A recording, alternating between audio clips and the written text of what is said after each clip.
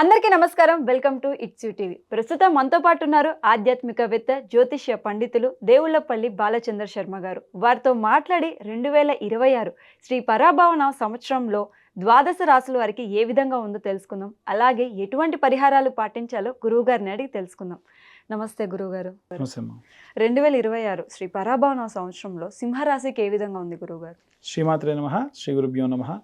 సింహరాశి వారికి సంబంధించి ఆదాయం 5, వ్యయం కూడా 5, రాజ్యపూజ్యం 7, అవమానం కూడా 7.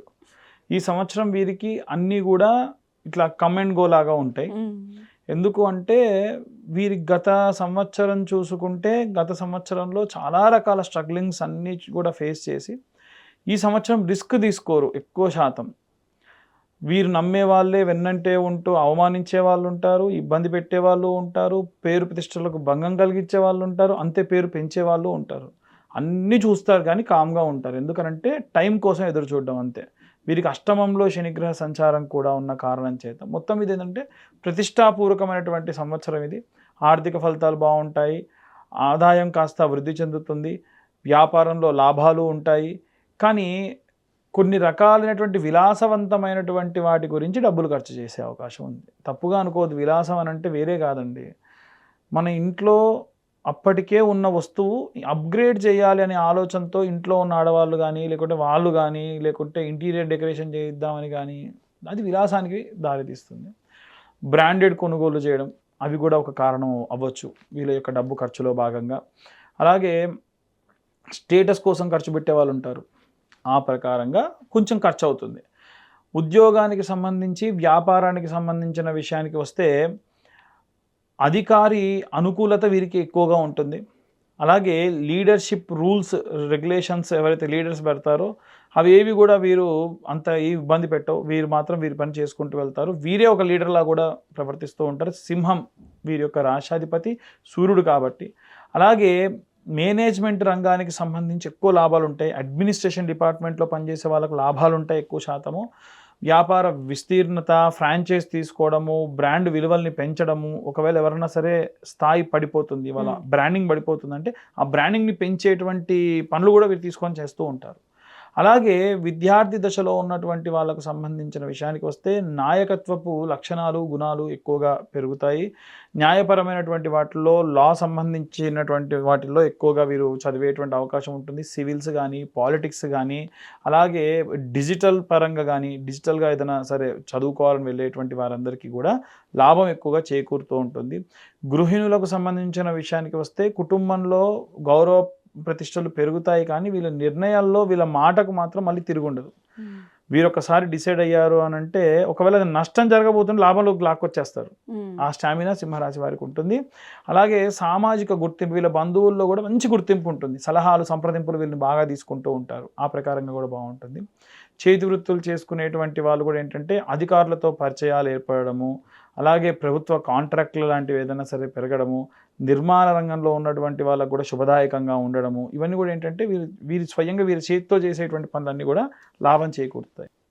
రాజకీయ నాయకులకు విషయానికి వస్తే కనుక ప్రజాదరణ పెరుగుతుంది. సభలు, సమావేశాలు, మీడియాల్లో కవరేజులు, తక్కువ స్థాయి ఎక్కువ స్థాయి వాళ్ళని తేడా లేకుండా వీరు వెళ్ళి మాట్లాడడము, దానివల్ల పేరు కవరేజ్ మీడియాలో బాగా కవరేజ్ అవుతూ ఉంటుంది. కొన్ని రకాలైనటువంటి విమర్శలు కూడా వస్తాయి. ఏంటంటే ఈ సమయంలో వచ్చారు, ప్రతిరోజు కూడా రావచ్చు కదా అనేటువంటి విమర్శలు కూడా పెరుగుతూ ఉంటాయి. కళారంగానికి సంబంధించి మెయిన్ లీడ్ రోల్స్ చేసేటువంటి వాళ్ళు ఎవరైతే ఉంటారో వారందరికీ కూడా సినిమా రంగంలో ఉన్న వాళ్ళకి అద్భుతంగా ఉంటుంది. అలాగే కొంతమంది స్టేజ్ ఆర్టిస్టులు ఉంటారు, నాటక రంగంలో ప్రదర్శనలు చేసే వాళ్ళు ఉంటారు, వాళ్ళే మళ్ళీ మూవీస్లో కూడా వచ్చే వాళ్ళు ఉంటారు. వాళ్ళకు సంబంధించి కూడా ఏంటంటే అద్భుతంగా ఉంటుంది. యాంకరింగ్ చేసేటువంటి వాళ్ళు, యాక్టింగ్లో డిప్లొమా చేసేటువంటి వాళ్ళు, ఏదైనా సరే ఈ సినీ రంగానికి సంబంధించి పిహెచ్డీలు చేసేటువంటి వాళ్ళు, డాక్టరేట్ కోసం ప్రయత్నించేటువంటి వాళ్ళు, డైరెక్షన్ డిపార్ట్మెంట్లో ఉన్న వాళ్ళందరికీ కూడా లాభం చేకూరుస్తుంది. ముఖ్యంగా ఏంటంటే మెయిన్ వీళ్ళకి అది లీడింగ్ రోల్ అయి ఉండాలి, అది మంచి లాభం ఉంటుంది. వివాహిక జీవితానికి సంబంధించి యోగ్యంగా ఉంటుంది. ఆలస్యంగా అంటే ద్వితీయార్థంలో వివాహం జరిగే అవకాశం ఉంటుంది కానీ ఖచ్చితంగా ఈ సంవత్సరం వివాహం అవుతుంది.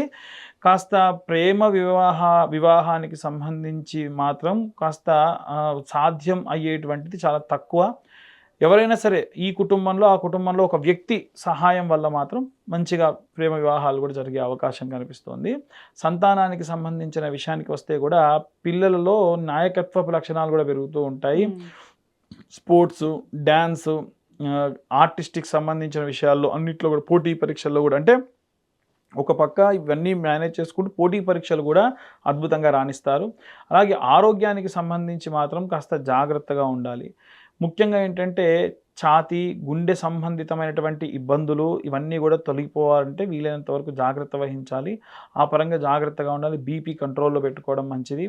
అలాగే వేడి చేసే శరీరానికి బాగా ఉష్ణం తెప్పించేటువంటివి స్వీకరించకుండా ఉంటే మంచిది. చియా సీడ్స్ కానీ, సబ్జా గింజలు ఇలాంటివి తీసుకొని శరీరాన్ని శీతలంగా ఉంచుకుంటే మంచిది. వీరికి అలసట పెరుగుతుంది, అకాలంలో భోజనం చేయాల్సిన పరిస్థితి వస్తుంది, అకాల ప్రయత్నాలు చేయించాల్సి వస్తుంది, అకాలమైన ప్రయాణాలు చేయాల్సి వస్తుంది.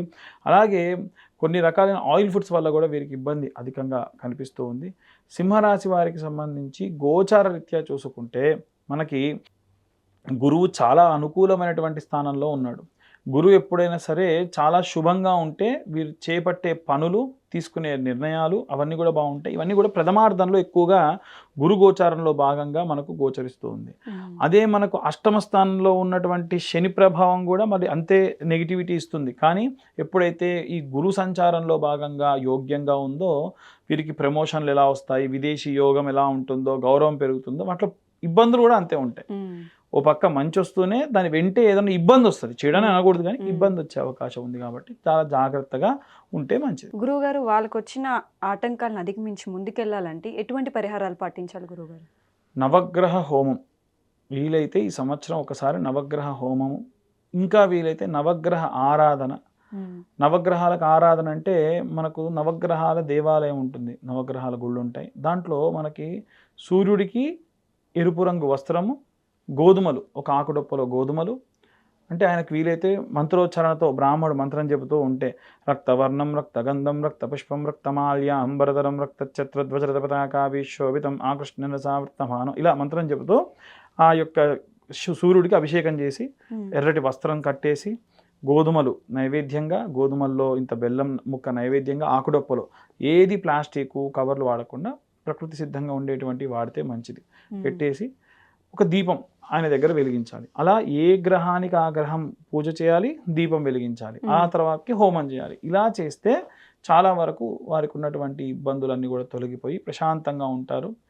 అరుణ పారాయణం అని ఉంటుంది. ఆదివారం నాడు ఎవరన్నా బ్రాహ్మడు ఉంటే కనుక పారాయణ చేయండి అని చెప్పి అరుణ పారాయణం చేయించుకుంటే మంచిది. అలాగే సూర్యాష్టకం ప్రతి ఆదివారం వీళ్ళు చదివితే మంచిది. అలాగే మనకి అరుణ పారాయణము, అలాగే సూర్యాష్టకము, అలాగే ఆదిత్య హృదయం, ఈ ఆదిత్య హృదయం కూడా చదివితే మంచిది. ఆ పారాయణంలో భాగంగా చేయిస్తే మంచిది. కొంతమంది స్పెషల్గా అరుణ పారాయణం చేస్తూ ఆదిత్య హృదయం చదువుతూ సూర్య నమస్కారాలు చేస్తారు వీళ్ళ కోసం.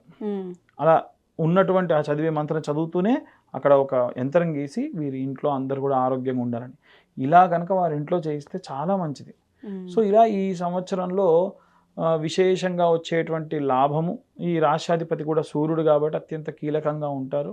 అన్ని రకాల జాగ్రత్తలు తీసుకుంటూ ప్రశాంతంగా ముందుకు వెళ్తే సరిపోతుంది. చాలా చక్కగా వివరించారు గురువు గారు. వారికి మరిన్ని శుభ ఫలితాలు చేకూరాలని కోరుకుంటూ ధన్యవాదాలు. ధన్యవాదాలు.